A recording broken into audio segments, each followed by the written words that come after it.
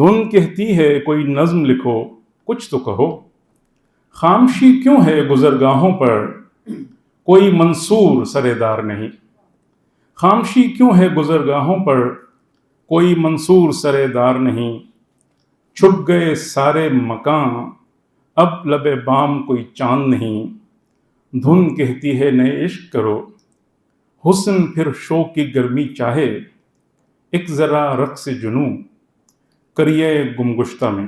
تو یہ نظم ہے، دھن کہتی ہے کوئی نظم لکھو۔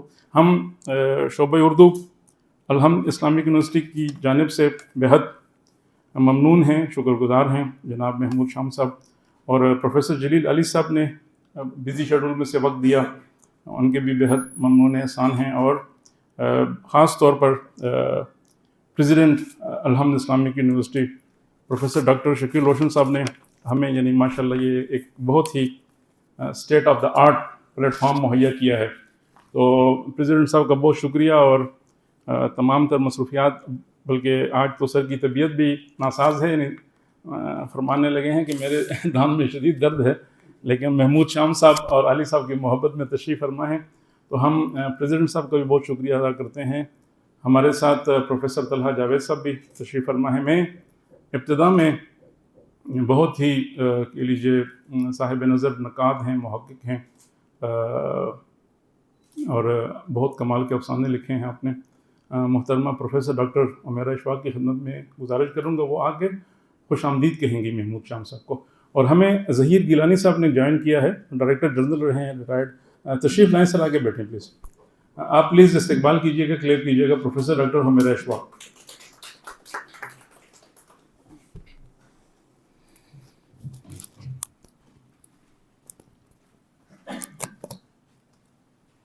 بسم اللہ الرحمن الرحیم۔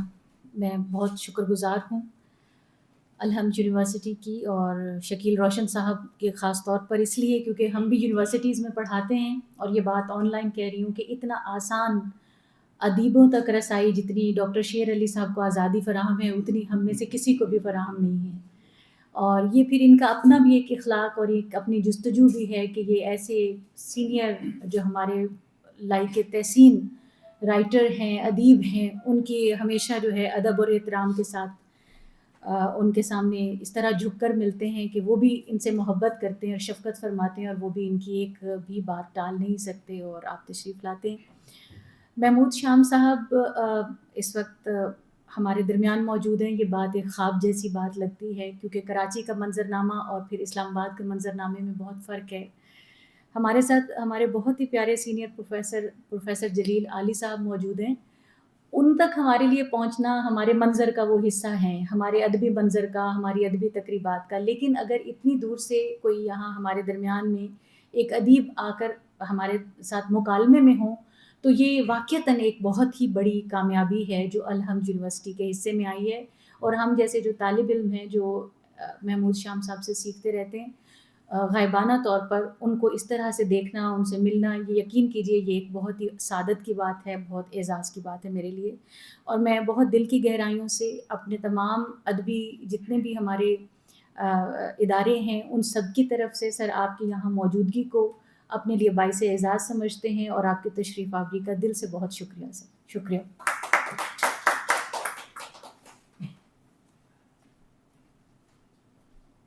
بہت شکریہ پروفیسر ڈاکٹر عمیرہ اشفاق۔ جس طرح میں نے ابتدا میں عرض کیا، ہمارے ایک نوجوان امجد علی جو خود ماشاءاللہ لیکچرر ہیں سینئر، اور پاک ترک میں پہلے پڑھاتے رہے، اور بہت ان کی کنٹریبیوشن ہے۔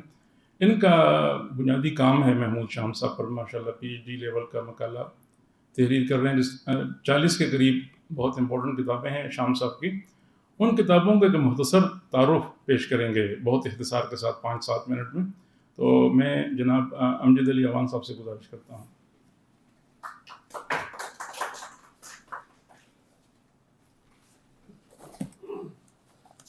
بسم اللہ الرحمن الرحیم۔ میں اس بابرکت تقریب کا آغاز نہایت ادب و احترام کے ساتھ معزز صدر محفل جناب پروفیسر جلیل علی صاحب، پروفیسر ڈاکٹر شکیل روشن پریزیڈنٹ الحمد اسلامی یونیورسٹی اور سر کی اجازت سے کرتا ہوں۔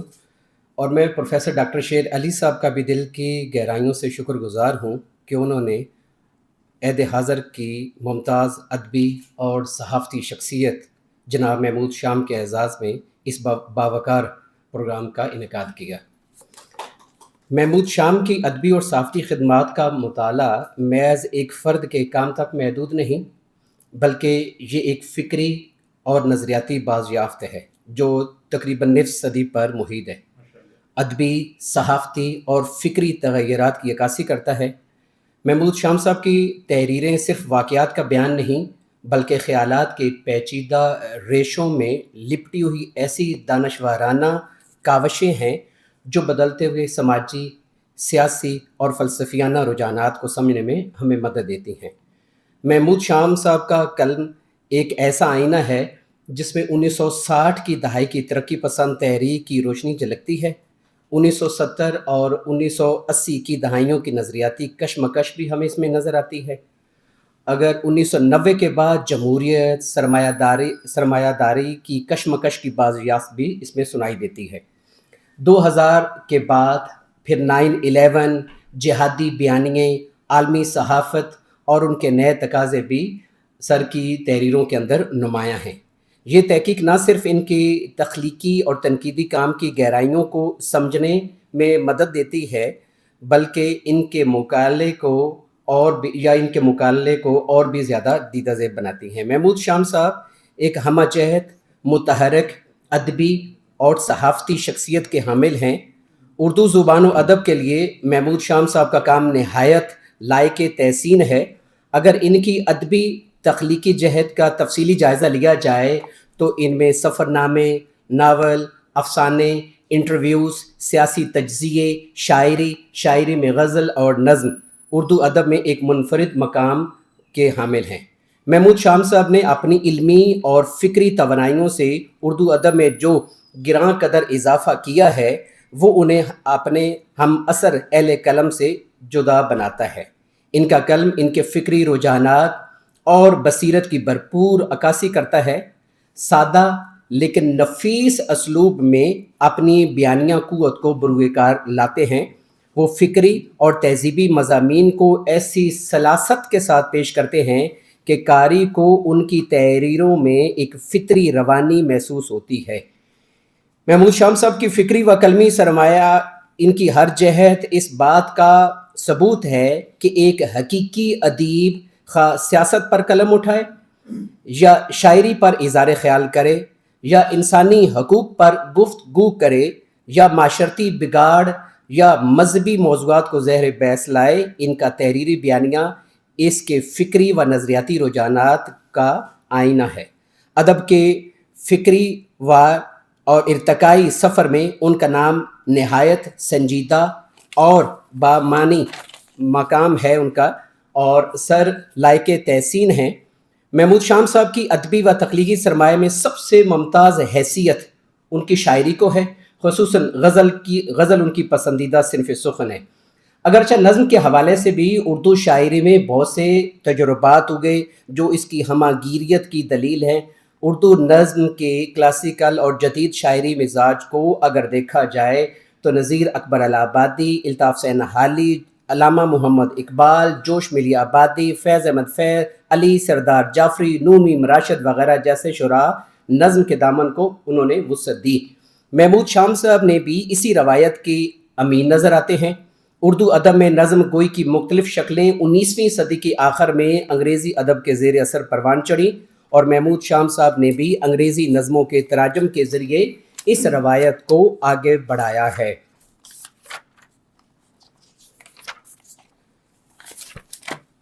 محمود شام صاحب کی نثر میں ادبی طرح فکری وسعت اور بیانیہ سازی عمدہ مثالیں ملتی ہیں۔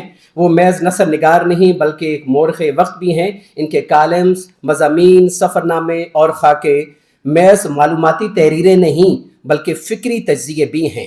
ان کی نثر کا پس منظر سیاسی ہنگامہ خیزی، سماجی ٹوٹ پھوٹ، تہذیبی شناخت کی تلاش پر مبنی ہے۔ ان کے سفر ناموں میں محض مقامات کا بیان نہیں بلکہ مختلف اقوام کے رویوں، نظریات اور نظاموں پر ایک باشعور پاکستانی کی نظر موجود ہے۔ ان کے کالمز میں عوامی مسائل کی گونج، سیاسی شعور کی بیداری، ریاستی رویوں پر تنقید بھی ملتی ہے جو انہیں محض ادیب نہیں بلکہ ایک فکری رہنما کے درجے پر فائز کرتی ہے۔ محمود شام صاحب کی سب سے مضبوط شناخت ان کی صحافتی خدمات ہیں۔ انہوں نے اردو صحافت کو ایک نظریاتی اور فکری پہچان دی، اور بطور چیف ایڈیٹر اور کالم نگار انہوں نے ہمیشہ سچ کی حمایت کی، جبر کے خلاف لکھا، قومی و عالمی مسائل پر جاندار تجزیے پیش کیے۔ ان کی صحافت کا پس منظر وہ دور ہے جب صحافت کو زیر اثر یا قابو کیا جا رہا تھا، ایوب سے لے کر ضیاء الحق تک اور مشرف دور تک۔ محمود شام صاحب نے ہر سیاسی دور میں حق اور سچائی کے لیے لکھا۔ ان کے کالمز عوامی شعور کی بیداری کے لیے مشعل راہ ہیں۔ وہ صحافت کو محض خبر رسائی کا ذریعہ نہیں سمجھتے بلکہ اسے ایک قومی خدمت اور فکری مزاحمت کا آلہ بناتے ہیں۔ میری یہ دعا ہے کہ اللہ تبارک و تعالیٰ سر محمود شام صاحب کو صحت کاملہ عطا فرمائے، اللہ انہیں تندرستی، درازی عمر عطا فرمائے، تاکہ وہ اسی طرح اپنے علم اور قلم سے فیض یاب ہمیں کرتے رہیں اور ہم ان کی رہنمائی سے مستفید ہوتے رہیں۔ تھینک یو سو مچ۔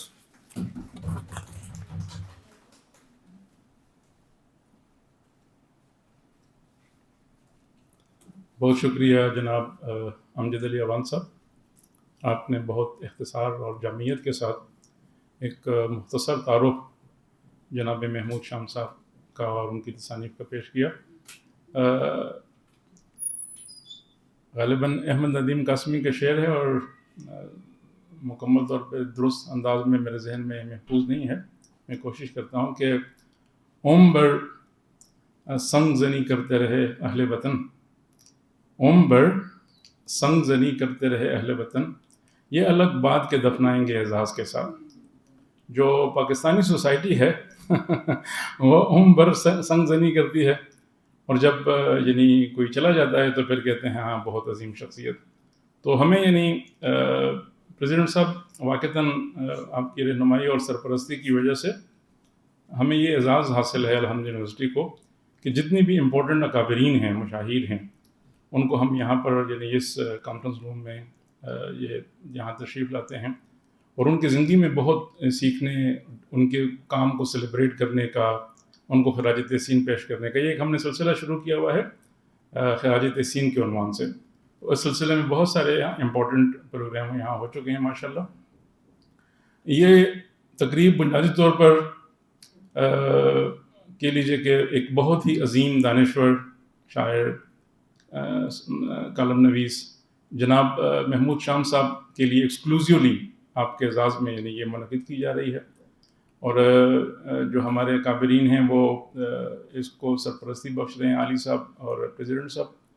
تو میں محمود شام صاحب سے یہ گزارش کروں گا، اس وقت ہم لائیو ہیں الحمدللہ، اور ہماری جو ویورشپ ہے ہمارے پروگراموں کی وہ ہزاروں میں ہے، تو نہ صرف پاکستان، پوری دنیا سے ہمیں یعنی ناظرین دیکھ رہے ہوتے ہیں، سیکھ رہے ہوتے ہیں، اور یہ جو ایک کہہ لیجیے کہ ایک دانش کا جو سلسلہ ہے آگے بڑھتا ہے۔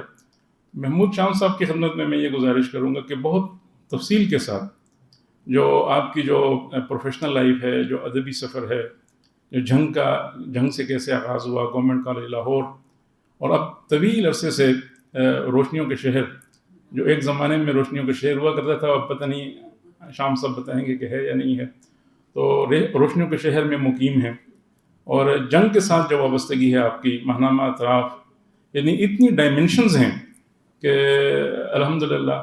تو پلیز بھرپور استقبال کیجیے گا، میں بلکہ کہتا ہوں کہ پلیز کھڑے ہو کے استقبال کیجیے گا محمود شام صاحب۔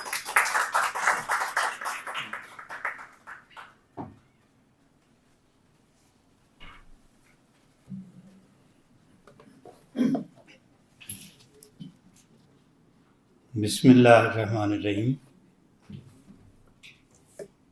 من آنم کے من دانم۔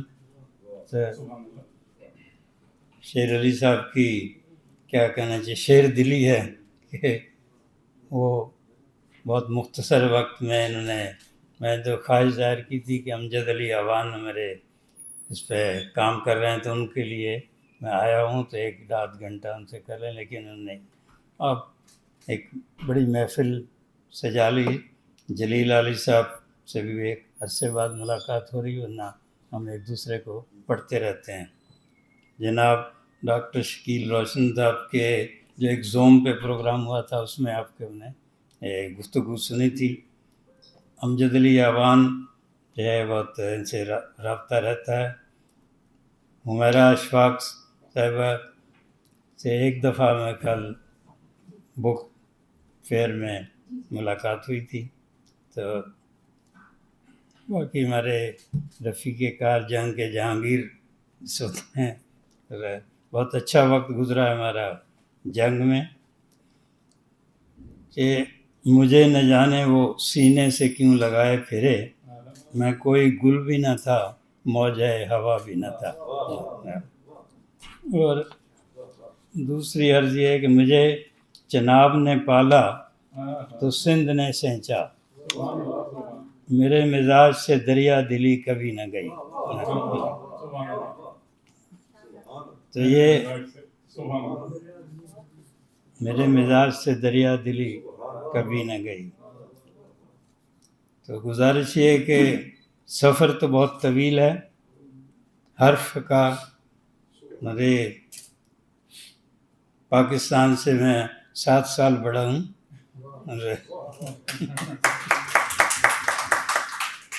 وہ مال گاڑی کا کھلا ڈبہ جو ہے میں نہیں بھولتا، جس میں ہم امبالہ سے لاہور آئے۔ ہمارے والدین والد سے بھائی تھے بڑے ڈاکٹر خالد مسعود، اور لاہور میں پہلا پڑا ہوا اس وقت والد صاحب کی تھی خواہش یہ کہ جہاں کوئی ان کے جاننے والے ہوں یا ہم پیشہ وہاں رہا جائے۔ تو لاہور کے بعد چند روز گجرات میں، پھر منڈی بہاؤالدین میں، فائنلی جھنگ شہر جا کر ہم سیٹل ہو گئے۔ تو بہت ہی اچھا ماحول۔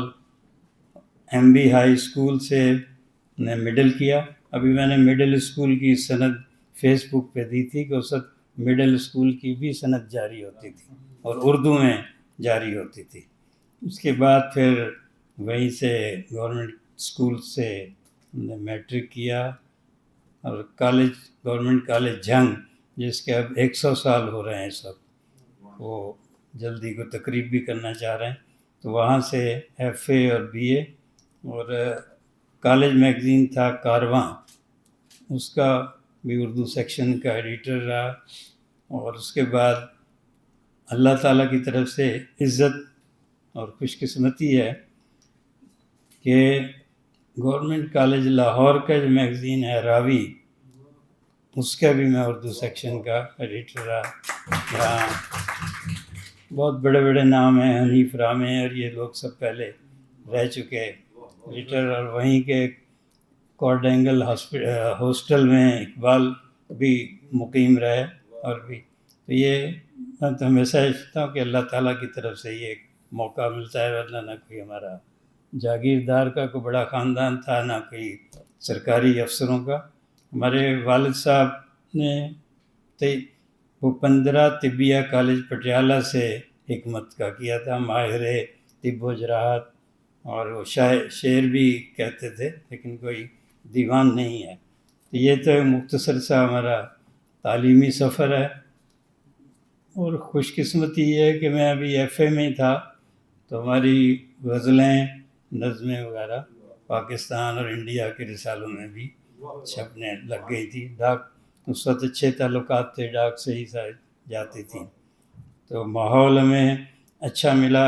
جیسے مجید امجد صاحب ہو، اگر وہ ہمارے زمانے میں جھنگ میں کم رہے، ساہیوال میں زیادہ تھے۔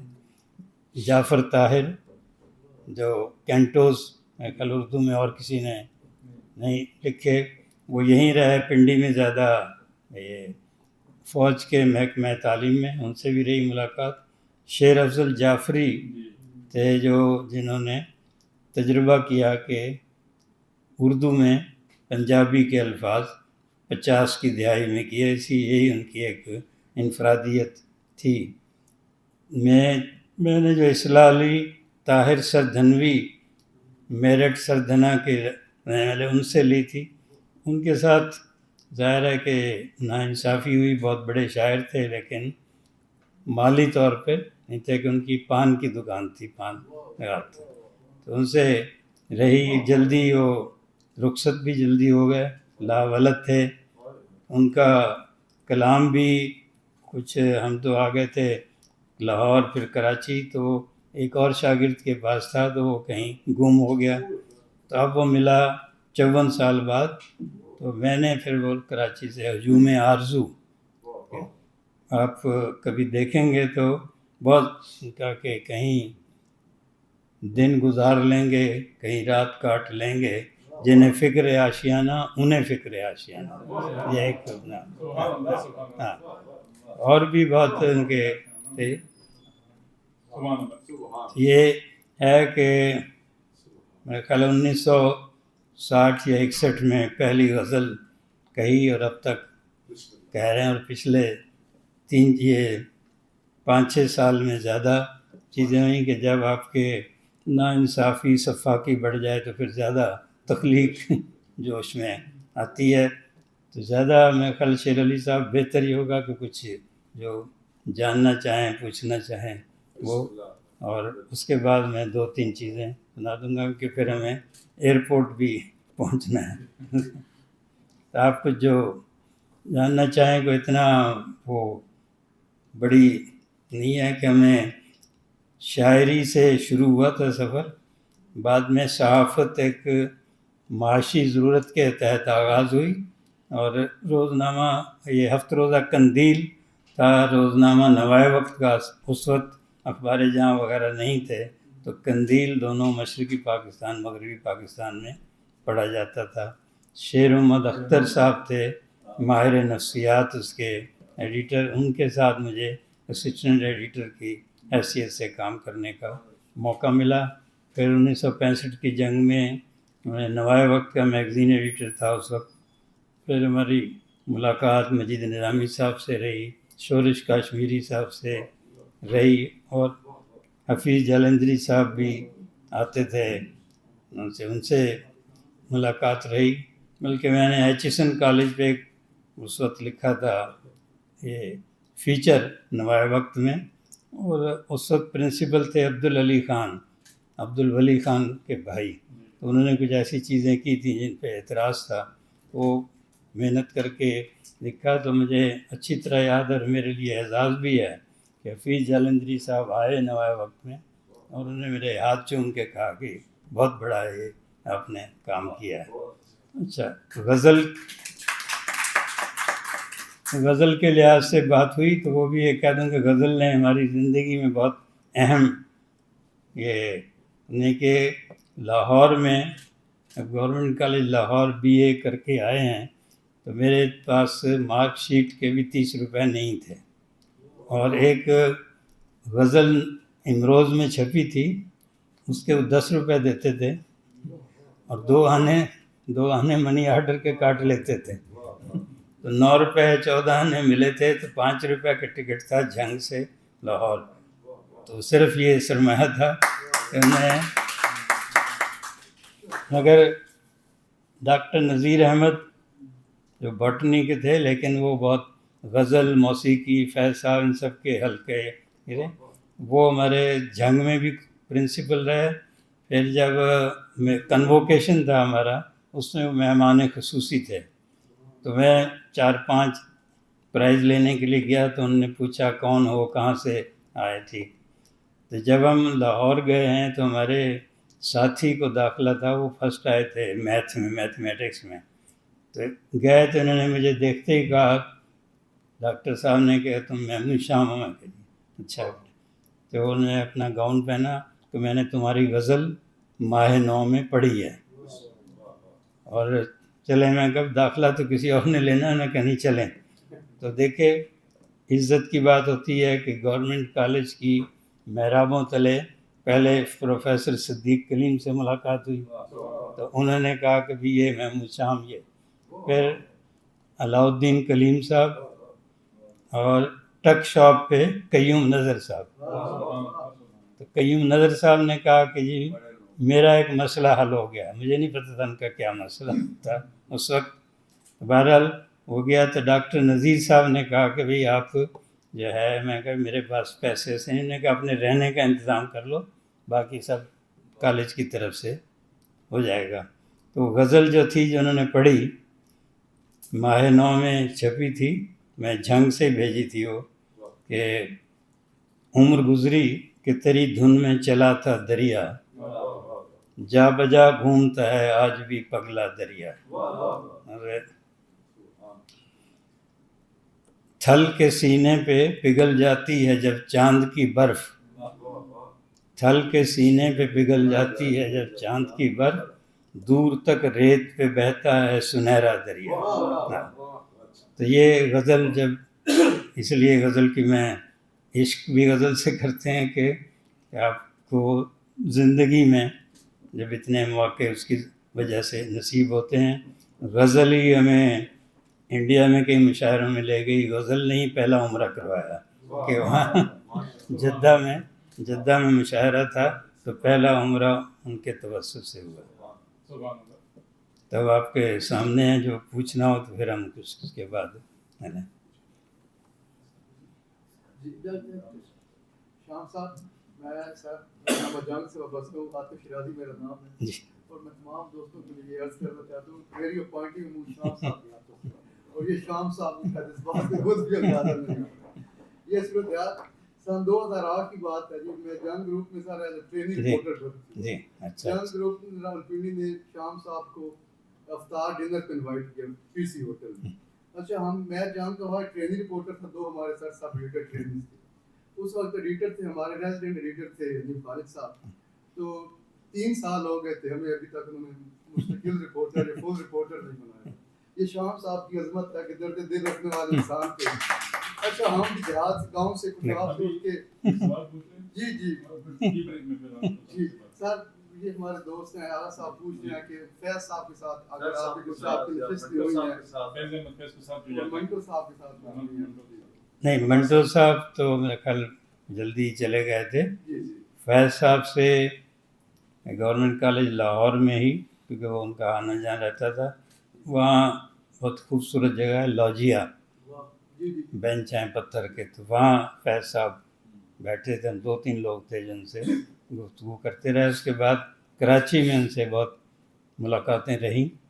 یہ کالج کے پرنسپل بھی تھے, اور پھر ایک دفعہ وہ تھے جلا وطن, تو وہ گزر رہے تھے, ضیاء الحق کا زمانہ تھا, تو انہیں یہ اندیشہ تھا کہ انہیں گرفتار کر کے پھر ڈیپورٹ کر دیں گے.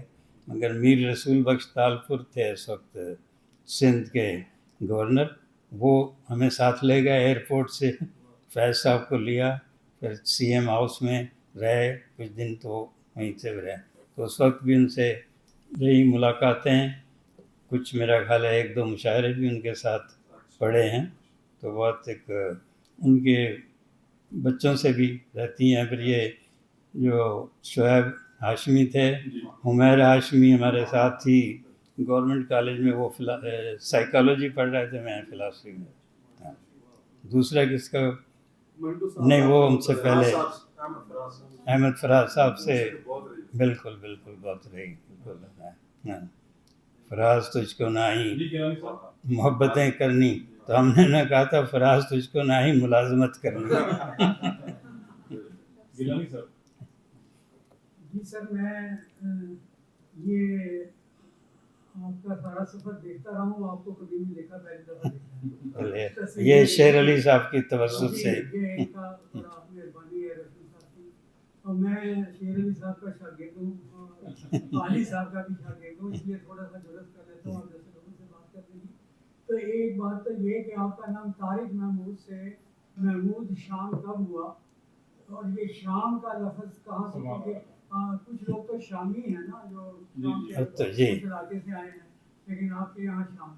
دوسرے یہ کہ بچپن میں جیسے اسٹوڈنٹس کا ہوتا ہے, بچپن میں کہتے ہیں جوانی میں ہم لوگ بھی ہنگامہ خیز جو بھی کوئی ہو, ماشاء اللہ ہو یا عوامی حکومت ہو, کوئی بھی حکومت ہو, ہم اس کے مخالف ہیں. تو اس چکر میں ہمیں یہ احساس تھا کہ شاید نوائے وقت اپوزیشن اور جو ہے ذرا حریت کا نمبردار ہے, اور جنگ کے بارے میں اتنا اچھا نہیں تھا, سوائے پچھلے 8-10 سال کے اندر تو جبکہ اس کے جو میر صاحب بڑے تھے وہ تو ابوالکلام آزاد کے ساتھ رہے تھے، مگر آگے انہوں نے جو رسالہ یہاں سے اخبار نکالا وہ ایک رنگین پہلے تھا، اور دوسرے اس میں دنیا بھر کی ایسی تصویریں ہوتی تھی کہ جس کی وجہ سے ہم اسے انٹرسٹ ہوتے تھے، لیکن حریت فکر کی وجہ سے یہ ہوتے تھے. تو یہ کیا وجہ تھی کہ ایسے آپ جیسے لوگ وہاں تھے تو وہ اس کو وہ ٹائٹل نہیں ملا؟ یہ تو آپ نے کوئی میرا خیال ہے 6-7 دہائیوں کی بات کر دی کہ جو ایوب خان کا زمانہ ہے اس میں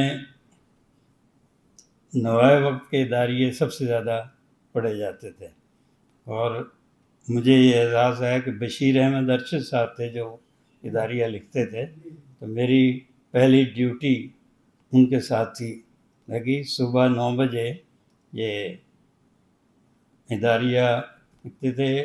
آج تک بھی یہی رواج ہے کہ صبح سارے اخبارات جس شہر کے بھی ہیں وہ اکٹھے اس کو ایڈیٹوریل رائٹر کو دے دیے جاتے ہیں، تو اس میں سے موضوع تلاش کر کے پھر وہ اداریہ لکھتے ہیں.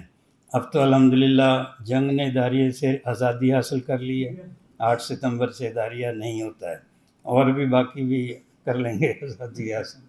تو وہ بشیر احمد ارشد صاحب جو یہ سلپیں آتی تھیں پریس ریلیز وغیرہ انڈیا یا امریکہ کے سفارت خانوں کی، اس کی دوسری طرف خالی ہوتی تھی تو اس پہ وہ لکھتے تھے، مجھے دیتے تھے. میں کبھی میں تو ایک بالکل کم تر نوجوان ہوں، تو کس طرح نے کہا نہیں یہ اصول ہے اخبار میں کہ ہر چیز جو ہے آپ کی نظر سے گزر کے جانی چاہیے. اور مثال انہوں نے دی کہ اس وقت ڈاکٹر سعید عبداللہ تھے اردو کے سب سے بڑے استاد، کہتے ان کا بھی مضمون آئے گا تو آپ کو دیکھ کر دینا ہوگا، کیونکہ اخبار میں جو چیز چھپے گی وہ ہماری ذمہ داری ہے. تو یہ ہو گیا. اس سے پہلے گورنمنٹ کالج جنگ میں تھے تو ہم پہ ہی 3 سالہ ڈگری کورس ایک ایوب خان نے شروع کیا تھا، اور وہ ہم پہ ہی ختم ہو گیا تھا. ہم نے بھی، آپ بھی نکلے ہوں گے اس وقت، ہم بھی نکلے تھے اس کے خلاف کرنے کے لیے. اور کراچی سے معراج محمد خان اور یہ لوگ نکلے تھے، وہاں سے 12 اسٹوڈنٹ کراچی بدر کیے گئے تھے. پھر وہ جس شہر میں بھی جاتے تھے انہیں وہاں سے نکال دیا جاتا تھا. جنگ میں ہمارے پاس معراج محمد خان اور جعفر آئے تھے، اگلے دن پھر ان کو بھی نکال دیا گیا.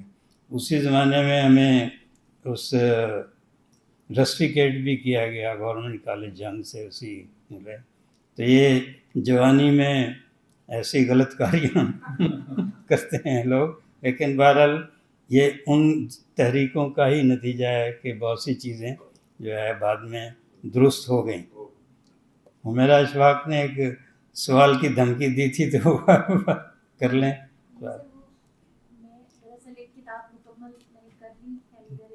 جی جی.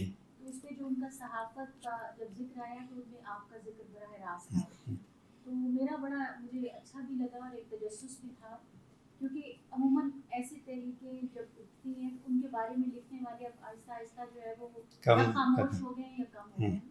تو میرا سوال سوانحی چیپٹر کے لیے وہ بالکل ادھورا سا تھا، اور دیکھ لیا سب کچھ ہو گیا لیکن ایک تشنگی کا احساس تھا. تو آپ سے بس یہی پوچھنا چاہ رہی تھی، میں ایک ریکویسٹ تھی، جب آپ کے پاس وقت ہوگا میں آپ سے تفصیلی بھی مکالمہ رکھوں گی کہ یہ جو اسٹوڈنٹ آرڈیننس ایکٹ ہے جس کا بھی آپ نے ذکر کیا، اسٹوڈنٹ بدری کا، وہ تو اس وقت تو آپ بھی طالب علم ہوں گے، لیکن جب بعد میں یہ ماہنامہ آواز کا دور ہے اس میں جو صحافتی پابندیاں ہیں اس میں آپ کا کیا رول رہا ان سارے اس میں؟ اور آپ کا پریس اینڈ پبلیکیشن آرڈیننس تھا 1964 کا، ایوب خان نے اور یہ ہمارے بہت بڑے بڑے جو روشن خیال لوگ ہیں، الطاف گوہر صاحب، قدرت اللہ صاحب، ان لوگوں نے ہی وہ آرڈیننس بنایا تھا. اور جو ایسا آرڈیننس تھا کہ اگر آپ اس کی پابندی کریں تو کوئی اخبار رسالہ جاری نہیں رہ سکتا.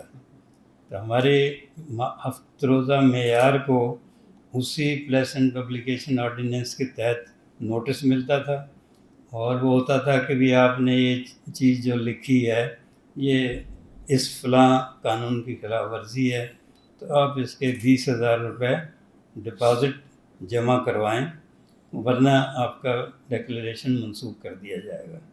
تو ہمارے کوئی میرا خیال ہے 8-10 نوٹس ایسے جمع ہو گئے تھے، اور ان کا جواب بھی دیتے تھے. اور سب افسوس ہوتا ہے بعد میں بہت بڑے سب جمہوریت پسند بنتے ہیں. قمر ادریس صاحب لکھتے رہے ڈان میں بعد میں ریٹائر ہونے کے بعد. وہ اس وقت ہوم سیکریٹری بھی تھے اور انفارمیشن سیکریٹری بھی. تو انہوں نے مجھے کہا ویسے کہ بھی آپ ایک آخر میں لائن لکھ دیا کریں کہ however I will be careful in the future. تو میں کہ میں تو اس وقت کیئرفلی کر کے یہ کر رہا ہوں. تو وہ پھر ہمارا رسالہ بند ہوا. اس کے بعد ہم نے کوشش کی کہ جس کے پاس ڈکلیریشن ہیں ان سے بات کریں. تو کوئی 5-6 وہ بھی بند کروائے ہم نے. اور اسی میں ماہنامہ آواز فہمیدہ ریاض صاحبہ کا تھا. وہ اس کی کچھ کاپیاں ہیں بھی ہمارے پاس. تو وہ چھاپا. وہ پھر ان کا رسالہ بھی انہوں نے حکومت نے ڈکلیریشن منسوخ کیا. الفتح معیار ہفت روزہ تھے, آواز ماہنامہ تھا. اچھا, اس کے بعد وہ میں خط بھی میرے پاس ہے. میں ان کی بیٹی سے کہا تھا کہ بھی آپ کو بھیج دوں گا کہ ہم سب چلے گئے تھے جیل میں سارا اب معیار کا دفتر. تو اس کے بعد انہیں کوئی دقت ہوئی تھی ہمارے بات کرنے میں, تو اس پہ انہوں نے پورا گلا لکھا تھا. فہمیدہ ریاض صاحب سے ہماری بہت پرانی ملاقات تھی جب وہ حیدرآباد سے کراچی آئی ہیں. اور یہاں اس پنڈی میں لیاقت باغ میں بھٹو صاحب کے زمانے میں ایک جلسے پر فائرنگ ہوئی. فہمیدہ ریاض نے اس پہ نظم لکھی. اب وہ کہہ رہی تھی کہ جی یہ نظم کہاں چھپے گی. تو میں اخبار جہاں کا تھا تو میں کہا آپ دے دیں. تو ہم نے بڑی نمایاں شائع کی کہ تھوڑا سا جرت کرنا پڑتی ہے. اور میں یہاں یہ بھی کہنا چاہوں گا شہید ذوالفقار علی بھٹو ٹھیک ہے بہت سے لوگوں کے ساتھ ہوں گے سخت گیر, لیکن ہمارے ساتھ ایک کیونکہ پوری جد و جہد میں ساتھ تھے تو ہم ان سے کچھ طرح حجت بھی کر لیتے تھے. اس پہ بھی بات ہوئی تو انہوں نے کہا نہیں اس میں کوئی ایسی خلاف ورزی نہیں ہے نظم میں. اچھا, بعد میں جب معیار ان کے زمانے میں ہی نکلا تھا, اس میں وداد خان صاحب نے ایک مضمون پہ کہا کہ جن کے خلاف آفیشیل سیکریٹ ایکٹ موو کریں. کیا انہوں نے اس کو کہا, لا منسٹری نے بھی کہا کہ نہیں ہو سکتا. یہ کوئی ٹورزم کے بارے میں پرائم منسٹر کے نوٹنگ تھی کسی سمری پہ, وہ ہم نے شائع کر دی تھی اس میں. اچھا, اس وقت ان کی حسد پوری نہیں. پھر میں جیل میں تھا یا آلریڈی یہ تحریک سی صحافت کی 1978. تو اس میں ایک کیس آفیشیل سیکریٹ ایکٹ جو داد صاحب اس وقت سیکرٹری انٹیریئر تھے تو انہوں نے کیس کروایا اور اس میں پھر ہماری گرفتاری بھی ہوئی. وہ کیس یہ تھا کہ آفیشیل جو بھٹو صاحب نے پابندی لگائی تھی 200-250 لوگوں کے باہر جانے پہ ایگزٹ کنٹرول لسٹ, وہ ہم نے پوری شائع کر دی تھی. تو اس پہ گرفتاری ہوئی ہے. ایک دوسرا کیس ہم جیل میں تھے تو ایک کیس اور کیا انہوں نے, وہ بہت انٹرسٹنگ ہے. ممتاز بھٹو اور عبدالحفیظ پیرزادہ یہ مشہور نظر بند ہیں اس زمانے کے. ان کے جو گراؤنڈز آف ڈیٹینشن تھے وہ انہوں نے کورٹ میں پیش کیے ہائی کورٹ میں. ہائی کورٹ نے اجازت دے دی کہ یہ چھپ سکتے ہیں, وہ ہم نے شائع کیے. تو ایک کیس اس پہ انہوں نے بنایا. اچھا, تھا کیا کہ فیڈرل گرلز کالج کی پرنسپل تھیں, انہوں نے حفیظ پیرزادہ کے خلاف ایک خط ہاتھ سے لکھا ہوا تھا, اس پر اوپر لکھ دیا سیکرٹ. تو اس کی وجہ سے وہ ہو گیا. اور سیکرٹ بھی سن لیں ذرا, آپ بہت محظوظ ہوں گے کہ جی عبدالحفیظ پیرزادہ منسٹر ایجوکیشن یہاں آتے ہیں اور سیڑھیوں پہ بیٹھ کے لڑکی کے ساتھ گانا گاتے ہیں, تجھے بنایا گیا ہے میرے لیے, کبھی کبھی دل میں خیال آتا ہے. تو یہ جب وہ خاتون ہیں زندہ ابھی بھی بیچاری, لیکن ظاہر ان کا نام نہیں لینا چاہیے. ایک کیس یہ تھا. آفیشیل سیکریٹ ایکٹ کے تحت یہ کیس 11 سال تک چلا. جب محترمہ بینظیر بھٹو پرائم منسٹر بنی تو اس وقت جو بھی کئی جج چینج ہوتے رہے, وہ اسپیشل جج ہوتا تھا. تو جو اس وقت اسپیشل جج آیا 1988 میں, اس نے کہا جی یہ کیس ہماری جوریسڈکشن میں نہیں ہے. تو میں تو ہر جگہ کہا ہے کہ آئی ایم اسٹل آن بیل. جب FIA کو پراپر کوڈ مل گئی تو شاید پھر وہ کیس موو کر سکتے ہیں. تو یہ ہیں فہمیدہ ریاض صاحبہ بعد میں ایگزائل میں بھی گئیں, ان سے رہی ملاقات, بہت بڑا. اپنا کلام ادا کریں. کتنا وقت ہے ابھی؟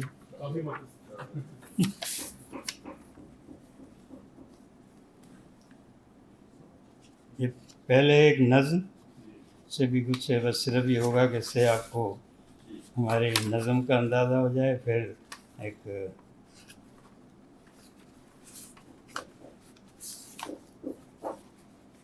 رائج الوقت شوبدہ بازی. بستیوں میں فریب پلتے ہیں, شہر مجبوریاں خریدتے ہیں, حکمراں سانحے اگاتے ہیں, وقت چورنگیوں پہ سوتا ہے. یہ ہمارے ہاں چوراہے کو کراچی میں چورنگی. وقت چورنگیوں پہ سوتا ہے, حسرتیں نکڑوں پہ روتی ہیں. حرف دانش کی انگلیاں تھامے, دست وحشت عبور کرتا ہے. ہانپتے شہر کے کھلے در پر ہجرتوں کی قطار بنتی ہے. آسماں میں نقب لگا کر پھر وار کرتے ہیں اجنبی موسم. نگہبانوں کی نیند ٹوٹتی ہے, پاسبانوں کا زوم کانپتا ہے. نگہبانوں کی نیند ٹوٹتی ہے, پاسبانوں کا زوم کانپتا ہے. ناکے لگتے ہیں سونی گلیوں میں, اجنبی پوچھ تاچھ کرتے ہیں.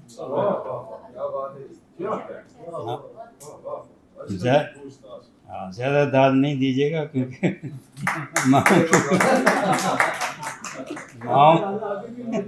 ماؤں کی مامتا پہ پہرے ہیں, باپ کی شفقتوں سے خطرہ ہے. مارکیٹوں میں درد بکتا ہے, سیلز پرسن قصیدہ خوانی میں بے خیالی ادھار دیتے ہیں. سر اٹھے ہیں تو بلڈنگوں کے فقط, سر جھکائے ہوئے ہیں سب معمار. اور یہ سنیے گا, اب ذہانت ہوئی ہے مصنوعی, اصل ہے گر تو صرف نادانی. اب ذہانت ہوئی ہے مصنوعی, اصل ہے گر تو صرف نادانی.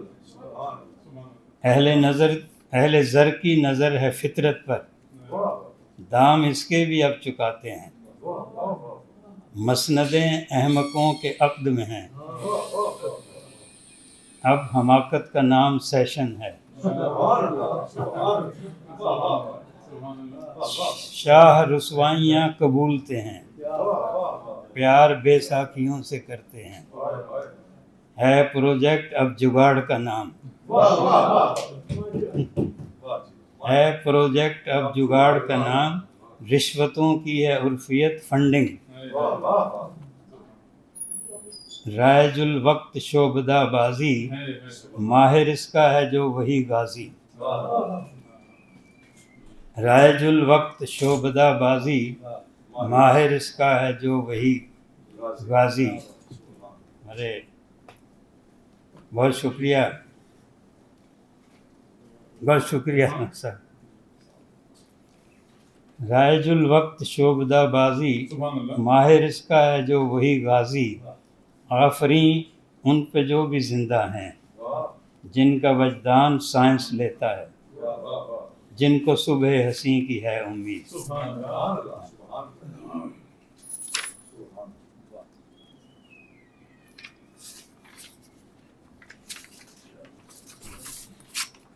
ایک دل اور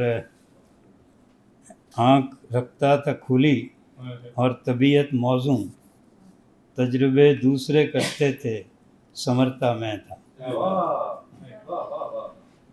ہے مجھ میں زندہ گیا وقت حال مستقبل, نہ جانے کتنے زمانوں کا آدمی ہوں میں. ہے مجھ میں زندہ گیا وقت حال مستقبل، نہ جانے کتنے زمانوں کا آدمی ہوں میں. اور ایک جو تھوڑے یاد آ جاتے ہیں کہ یہ پروگرام طے نہیں تھا پہلے سے، کہ یوں جو کم دام ہوئے چشم خریدار میں ہم، یوں جو کم دام ہوئے چشم خریدار میں ہم، اس سے بہتر تھا کہ آتے ہی نہ بازار میں ہم. اور بہت پہلے کہی تھی لیکن جنگ بندی پہ اس میں تھا، طبلِ صلح بجانے پہ ہی مجبور ہے تو، طبلِ صلح بجانے پہ ہی مجبور ہے تو، ایسے پیوست ہوئے ہیں تیری تلوار میں ہم.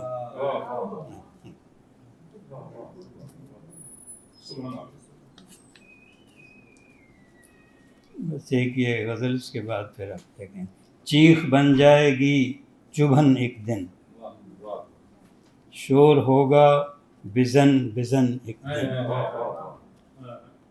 خود میں دبکے ہوئے ہیں برسوں سے، باہر آ جائیں گے مان ایک دن، پھر سے جام و سبو بہم ہوں گے، پھر سجے گی انجمن ایک دن، توڑ دے گی بدن کی دیواریں، حد سے گزرے گی جب گھٹن ایک دن.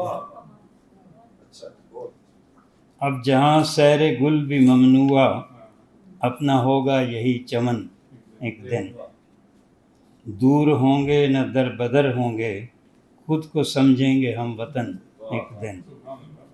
اور صبح دہلیز سے جو لپٹی ہے، ہوگی سورج یہی کرن ایک دن. بہت شکریہ. میں نے کہا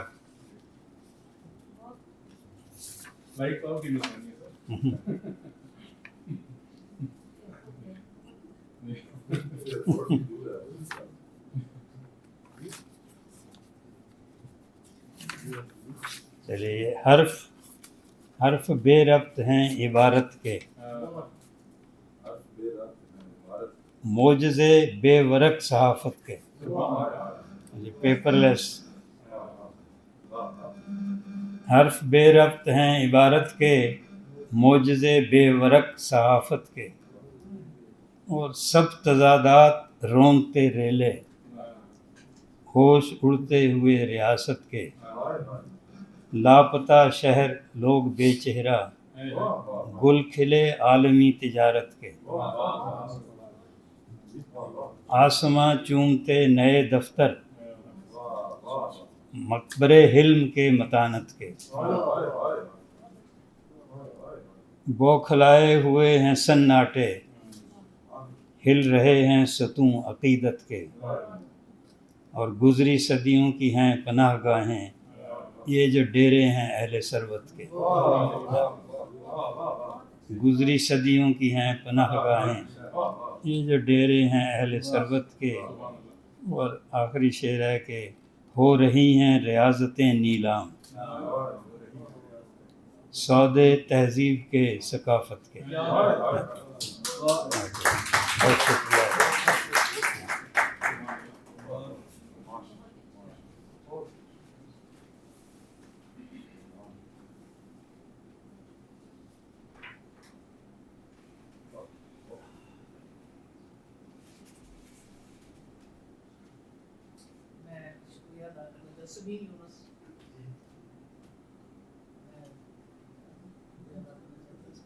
ان کے توسط سے آپ سے ملاقات ہوئی. آپ کے ساتھ ویسے تو بات چیت نہیں ہوئی بلکہ ہم آپ کے بھی آئے بہت آپ کو دیکھنے کی. شیر علی صاحب جو ہے اس بار دلوا دیتے ہیں.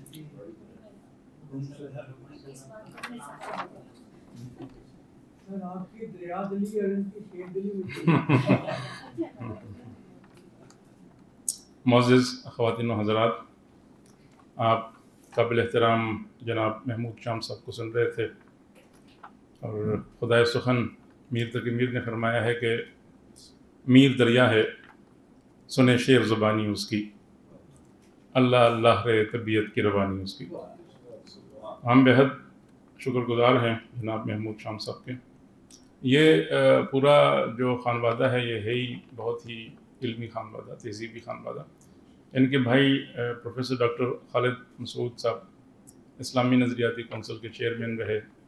یہاں اقصی مفتی صاحب کی جو کتاب ہے محمد اور اللہ، اس میں یہاں پر تشریف لائے تھے.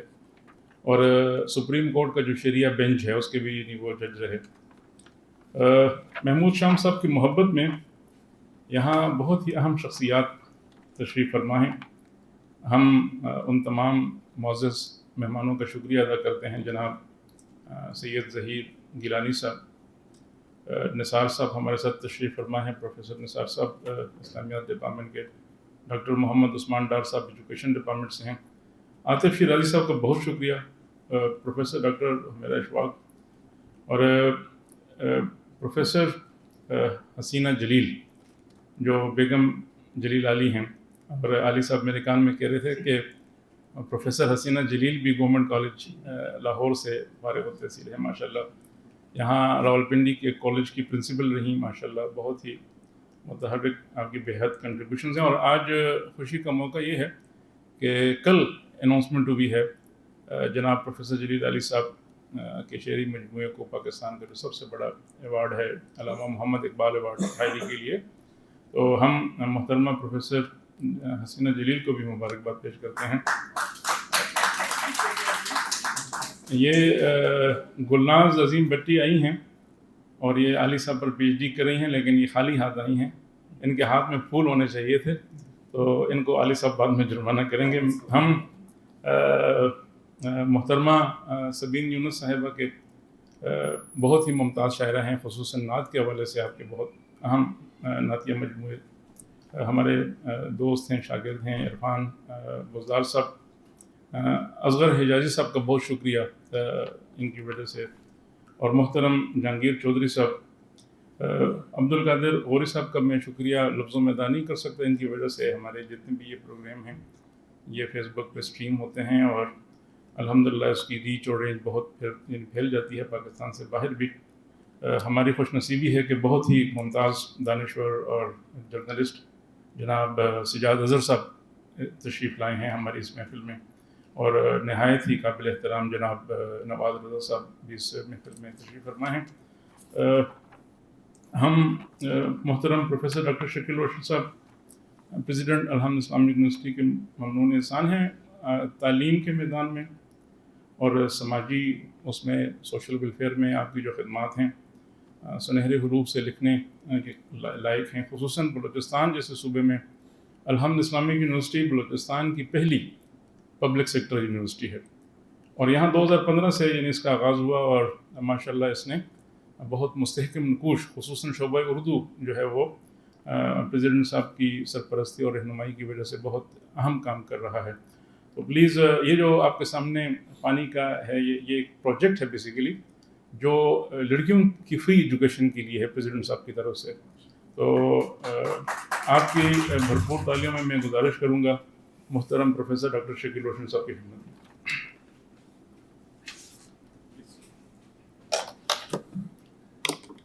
بسم اللہ الرحمن الرحیم. ڈاکٹر شیر علی صاحب بہت بہت شکریہ. محترم جناب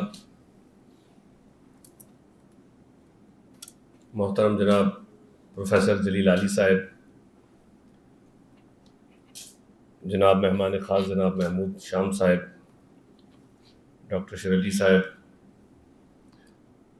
پروفیسر طلحہ جاوید صاحب، اور جتنے بھی خواتین و حضرات یہاں موجود ہیں اور آن لائن ہمیں دیکھ رہے ہیں، سب کا بہت بہت شکریہ. آج اتنے خوبصورت پروگرام میں آپ لوگوں نے شرکت کی، اور سب سے بنیادی طور پہ سب سے زیادہ میں مشکور ہوں جناب محمود شام صاحب کا کہ انہوں نے اپنے انتہائی قیمتی وقت سے ہمیں جو ہے نا یہ لمحات دیے،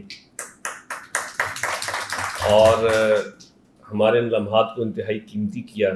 تو میں سمجھتا ہوں جتنا خوبصورت موسم اندر ہے، تو باہر دیکھیں بارش ہو رہی، آپ کی وجہ سے اس سے بھی زیادہ خوبصورت موسم باہر کا، بڑی خوبصورت جو ہے وہ شام ہے. اسی طرح پروفیسر جلیل علی صاحب کا میں ہمیشہ سے ممنون اور مشکور ہوں، جو ساتھی کہتے ہیں کہ جی الحمد اسلامک یونیورسٹی اس وقت جو کام کر رہی ہے تربیت کے حوالے سے، ادب کے حوالے سے، اور جو آگے میں یہ سمجھتا ہوں کہ ڈیولپمنٹ کے حوالے سے ڈیولپمنٹ بتاتا ہوں کیسی، اس میں ہمیشہ سے جناب پروفیسر جلیل عالی صاحب کا انتہائی مشکور ہوں کہ وہ اپنا وقت دیتے ہیں اور ہمیشہ پہنچتے ہیں. یہ ان کے اندر ایک تحریکی جذبہ ہے اور میں بہت خوش قسمت ہوں. میں یہ سمجھتا ہوں ان لوگوں کی جو ہے اس تحریک کی وجہ سے، اس پذیرائی کی وجہ سے، اور یہ پلیٹ فارم تو کچھ بھی نہیں ہے، میں تو اس سے بہت کچھ آگے کرنا چاہتا ہوں. کچھ جیسے ہوتا ہے کہ کچھ لوگ ہوتے ہیں وہ ہارڈ ویئر بناتے ہیں، کمپیوٹر ایک ہارڈ ویئر بھی ہوتا ہے. میری ہمیشہ مثال اسی طرح میری ڈیجیٹل الیکٹرانکس فیلڈ ہے، تو اب ادب کے شعر تو میں نہیں کہہ سکوں گا جس لیول کا آپ کہتے ہیں. تو کچھ لوگ ہمیشہ ہارڈ ویئر بناتے ہیں، لیکن کچھ لوگ ایسے ہوتے ہیں جو سافٹ ویئر بناتے ہیں. تو میں سمجھتا ہوں کہ اصل کمال یہ ہوتا ہے کہ جو سافٹ ویئر بناتے ہیں، اور دنیا میں جو بہترین مشینیں اگر کامیاب ہیں وہ تو سافٹ ویئر کی وجہ سے ہوتی ہیں. تو جناب محمود شام صاحب، آپ ہو گئے، جلیل عالی صاحب ہو گئے، اور آپ جیسے لوگ جو محقق، دانشور جو اس دنیا میں اس ملک میں موجود ہیں، میں سمجھتا ہوں آپ سب وہ ہیں جو سافٹ ویئر پہ کام کرتے ہیں، اور اس سافٹ ویئر کی وجہ سے یہ سوسائٹی، یہ معاشرہ خوبصورت نظر آتا ہے. ادروائز سارے جو ہے وہ مشینوں کی طرح ہوں اور وہی ہارڈ ویئر ہو جو اس وقت چل رہا ہے. تو یہ اللہ کا شکر ہے کہ ہمیں بھی اس سافٹ ویئر میں تھوڑا بہت حصہ ڈالنے کا موقع ملتا ہے اور ہم اپنا کام کرتے ہیں. اور الحمد اسلامک یونیورسٹی شعبہ اردو خصوصاً اس کا جو سب سے بڑا سافٹ ویئر ڈیولپر ہے وہ ڈاکٹر شیر علی صاحب ہیں، وہ اس میں کام کرتے ہیں. محمود شام صاحب، آپ کے نام سے جو آج کا پروگرام ہے، آپ یقیناً جتنا آپ نے بتایا بھی یا ہم جتنا جانتے ہیں، آپ کے اس سے پہلے بھی پروگرام میں ہم نے سنا، آپ ایک، میں یہ سمجھتا ہوں کہ بے خوف نہ ڈر رائٹر بھی ہیں، اور بلکہ آج آپ نے بتا بھی دیا کہ کیا کیا ہوا. میں یہ سمجھتا ہوں کہ جو نڈر ہوتا ہے وہ کسی کا غلام نہیں ہوتا، وہ کسی کی غلامی نہیں کرتا. اور ہمارے معاشرے کا سب سے بڑا المیہ جو ہے، ہمیں جو نوجوانوں کو، یہ جو پلیٹ فارم ہے یونیورسٹی کے، جو تعلیمی اداروں کے پلیٹ فارم ہیں، ان کا مقصد صرف یہی ہونا چاہیے کہ ہم اپنے نوجوان بچے بچیوں کو اس غلامی سے نکالیں. اور میں یہ سمجھتا ہوں کہ غلامی سے صرف وہ نکل سکتے ہیں جو اللہ سے ڈرتے ہیں، اور جو اپنے مرشد نبی صلی اللہ علیہ وسلم کے غلام ہوتے ہیں. وہ پھر کسی کے غلام نہیں دنیا میں بن سکتے، دنیا کی کوئی طاقت ان کو غلام نہیں بنا سکتی. تو یقیناً ہمیں اپنے نوجوانوں کا، ہماری جو آنے والی نسل ہے، جو نئی جنریشن ہے، جو مصنوعی ذہانت کے ساتھ آگے آ رہی ہے، یقیناً ان کو ہمارا یہ میرا خیال فرض بنتا ہے کہ ہم ان کے اس سافٹ ویئر پہ کام کریں. اور یہ سب سے بہترین یہ کام جو ہے آپ جیسی شخصیات ہی کر سکتی ہیں.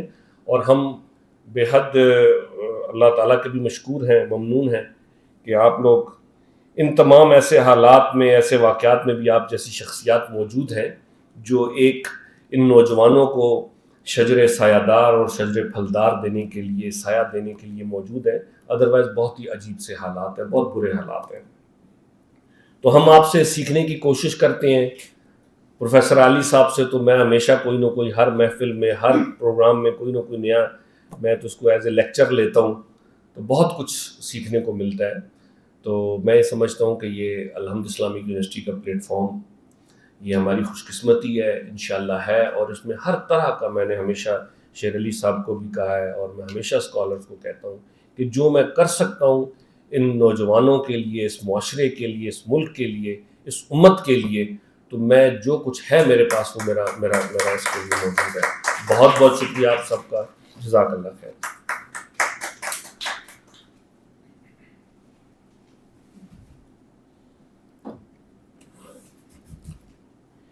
بہت شکریہ سر.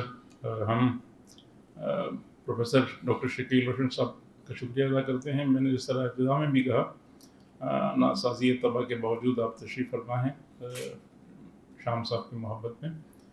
اور جس طرح بتایا بھی پریزیڈنٹ صاحب نے، اقبال کا شعر ہے کہ ہزار خوف ہو لیکن زباں ہو دل کی رفیق، ہزار خوف ہو لیکن زباں ہو دل کی رفیق، یہی رہا ہے ازل سے قلندروں کا طریق۔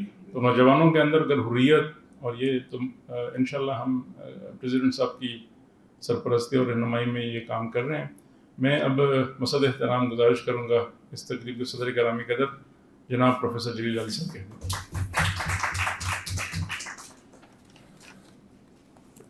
بسم اللہ الرحمن الرحیم۔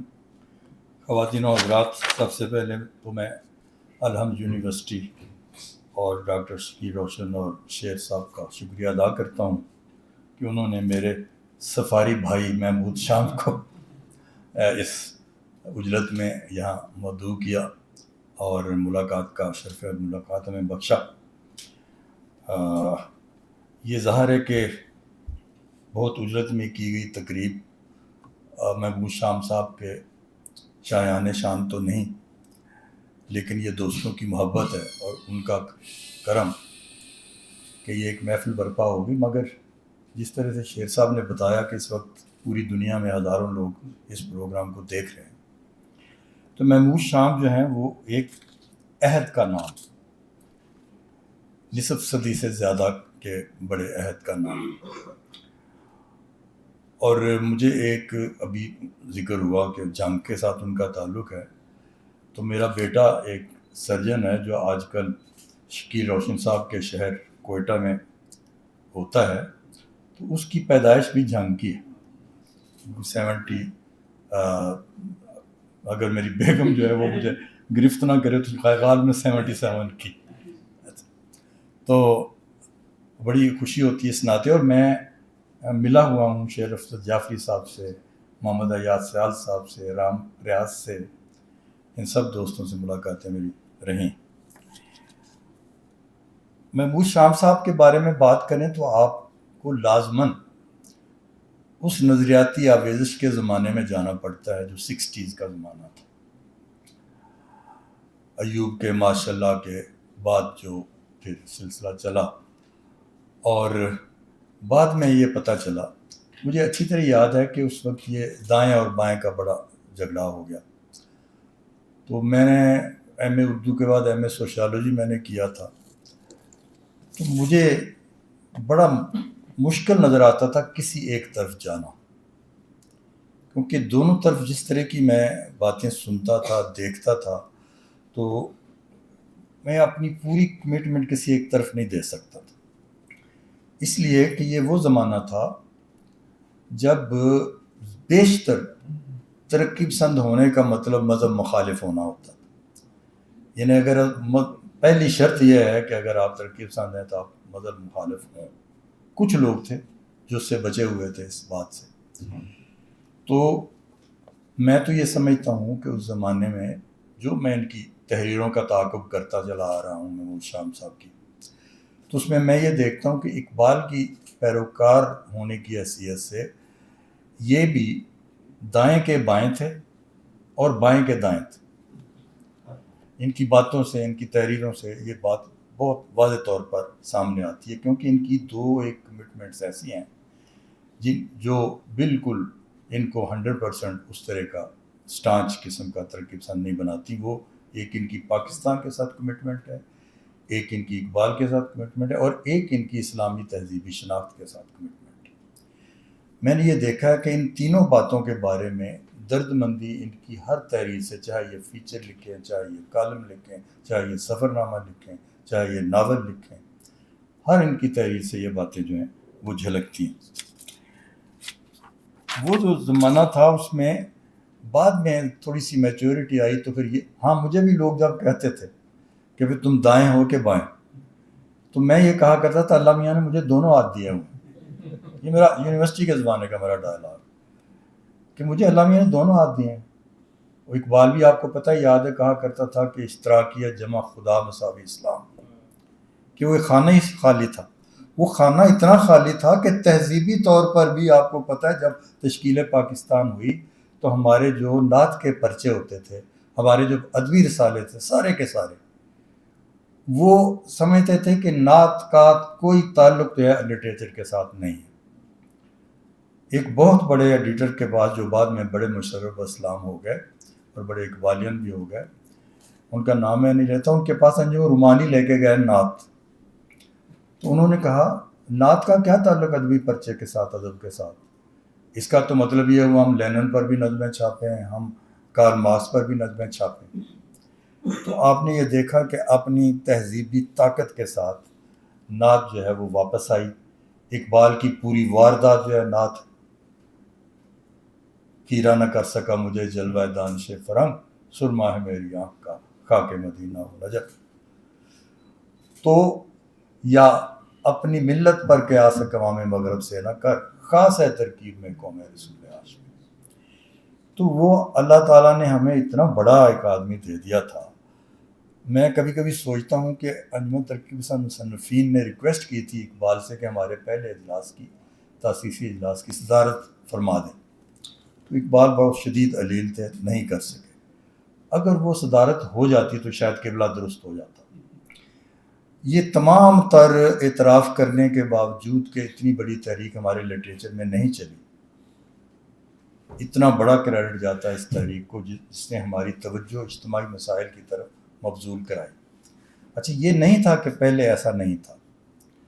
ہماری جو غزل تھی اس میں جتنے استعارے ہیں وہ سارے کے سارے استعمار کے خلاف استعارے تھے۔ وہ تو عام جو تیسرے چوتھے درجے کا غزل گو ہوتا ہے اس کے ہاں دانہ دانہ ہی رہ جاتا ہے، جال جال ہی رہ جاتا ہے، زندہ زندہ ہی رہ جاتا ہے، کفس کفس ہی رہ جاتا ہے، اور نشتر نشتر ہی رہ جاتا ہے۔ مگر جب یہ بڑا غزل گو لکھتے تھے تو اس کا مطلب کیا تھا؟ اس کا مطلب جو دیوانہ تھا وہ مزاحمتی کردار تھا، اور جو دانہ تھا وہ استعمار کی طرف سے وہ رشوت تھی جو جال تھا جو پھینکا جاتا تھا، اور گلچین کا کون تھا؟ جو یہاں کا سارا خام مال لوٹ لوٹ کے لے جا رہا تھا، اور صیاد کون تھا؟ جو ان آزادی پسند پرندوں کو پکڑ پکڑ کے زندان خانے میں ڈالتا تھا۔ اور یہ ایسے ہی نہیں میر طبع کہتا کہ زندہ میں بھی شورش نہ گئی میرے جنوں کی، اب سنگ مداوا ہے۔ تو محمود شام صاحب، کبھی کبھی میں سوچتا ہوں کہ محمد حسین آزاد جس کے فادر جو تھے وہ سزائے موت انہیں ہو گئی تھی، پھانسی چڑھ گئے تھے، اس کے بعد حالی کے ساتھ مل کر انہوں نے انجمن پنجاب کی بنیاد رکھی۔ حالی نے پہلے مقدمہ شعر و شاعری لکھا، اس میں غزل کی خوب مٹی پلیت کی کہ یہ غزل جو ہے یہ بڑی مبتذل ہو گئی ہے بڑی، اور چن چن کے وہ تیسرے درجے کے شاعروں کے شعر دیے، حالانکہ اس میں غالب بھی تھا، اس میں میر بھی تھا۔ تو وہ جو مزاحمتی پہلو تھا غزل کا وہ بالکل گول کر دیا گیا، اور انجمن پنجاب میں نظم کی بنیاد رکھی گئی۔ نظم کیا تھی؟ اس وقت کی نظم وہ تھی برسات کی بہاروں پر نظم لکھیں اور چاندنی رات پر نظم لکھیں۔ یہ تو پھر بعد میں ایسا ہوا کہ ہمارے پاس جو بھی ویسٹ سے کوئی چیز آئی، ہمیں ٹیم کرنے کے لیے آئی، ہم نے اسے اپنا ہتھیار بنا لیا، تو اسی نظم کو پھر ہم نے اپنا ہتھیار بھی بنا لیا۔ تو یہ میں عرض کرنا چاہ رہا تھا کہ مجھے جو لوگ بہت اچھے لگتے تھے، حفیظ طیب صاحب میرے بارے میں یہ کہا کرتے تھے کہ پڑھتا ہے قاسمی کو مقلد ہے فیض کا، میرے بارے میں یہ کہا کرتے تھے۔ تو مجھے جو اچھے لوگ لگتے تھے، مثلا فیض صاحب کے ہاں آپ دیکھیں کہ 5-6 مضمون انہوں نے اقبال پر لکھے ہیں، 2 نظمیں لکھی ہیں۔ ایک نظم ایسی ہے کہ کوئی اور نظم اس سے آگے بڑھ کر اقبال پر نہیں۔ آیا ہمارے دیس میں ایک خوشنما فقیر، آیا اور اپنی دھن میں غزل خواں گزر گیا۔ اس طرح انہوں نے کوئی 5 مضمون علامہ اقبال پر لکھے۔ میں علامہ اقبال کا ادنا مرید ہوں، مجھے کئی باتوں سے اقبال کے ساتھ اختلاف ہے، مگر فیض صاحب کے 5 مضمونوں میں سے ایک جملہ بھی اقبال کے خلاف نہیں ہے، ایک جملہ بھی تنقید ہے۔ اب اس سے غور کریں کہ جو بندہ سمجھدار ہوتا ہے، اسی لیے آپ دیکھتے ہیں کہ فیض نے انقلابی عمل کو ایک عاشقانہ تہذیبی عمل بنا دیا، اور آپ کی اسلامی فکری تہذیبی روایت کی جو انسان دوستی ہے اس میں سے اپنی انقلابیت نکالی۔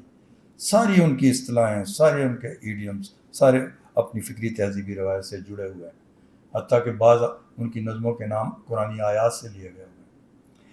تو میں یہ سمجھتا ہوں کہ اس قبیلے کے جو لوگ ہر ظلم کے خلاف تھے، ہر جبر کے خلاف تھے، اور اپنی تہذیبی شناخت کی سلامتی کے ساتھ یہ بات کرنے والے تھے، ان میں محمود شام صاحب جو تھے ہماری صحافت میں، ہمارے ادب میں ایک بہت اہم نام ہے. باتیں بہت ہو سکتی ہیں، میں اتنے پر اکتفا کرتا ہوں. بہت بہت شکریہ.